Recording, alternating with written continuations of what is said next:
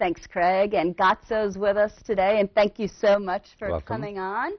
And he's a Tibetan visual artist, and he's designed several books on Tibet, and he's also created logos, and he's been in a Martin Scorsese film, and we want to hear all about your work, and we want to see it. Very and good. Welcome. Welcome, thank you. Tell me, how did you get started?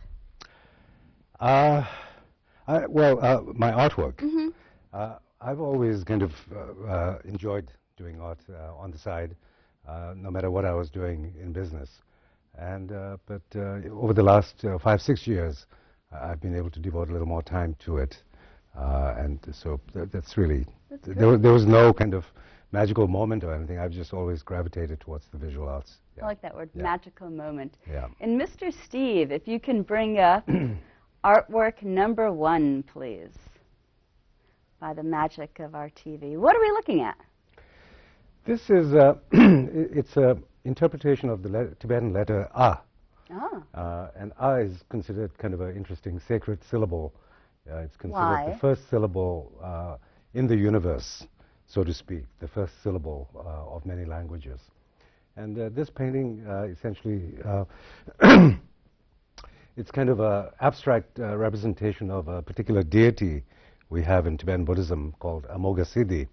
And one is supposed to confront him on the 4th or 5th day after you die.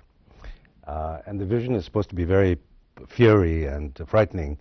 But if you recognize that this entity, this green light, is actually the real truth, and you gravitate towards it. So green like go. Yes. Then if you let go and overcome your fears, then you're kind of on the path of escaping, being reborn again. So it's like the environment. So what it really means is truth sometimes is very difficult to recognize unless you've kind of dig a little bit. Dig a little bit deeper. Yeah. How interesting. And number 2, Steve, please.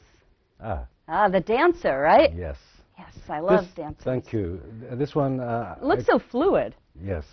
It's called Dancer in the Empty Sky. So it really is a tribute to people throughout Tibetan history, spiritual history, who've explored themselves, their own minds, and discovered fluidity, really, and freedom in the emptiness. And why is that so important in the Tibetan culture? It's very important because the premise of Tibetan Buddhism is that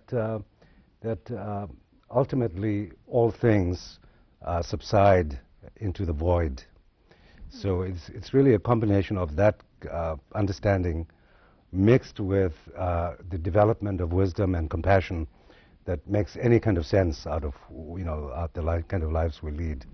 Wow. Yeah. So it's not a nihilistic thing where everything is a void and nothing, but it's that interreacting with what's in our heart of true wisdom and compassion. So when those things combine, then we believe that people, you're on the path to being able to integrate yourself to parts of yourself. Yeah. And tell our viewers a little bit about Tibet. Tibet is a very sad story today, as you know.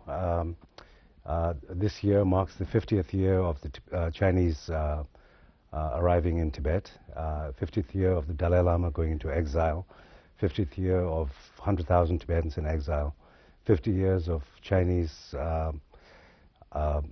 policies in Tibet that have been very, very destructive to Tibetan culture generally, yes.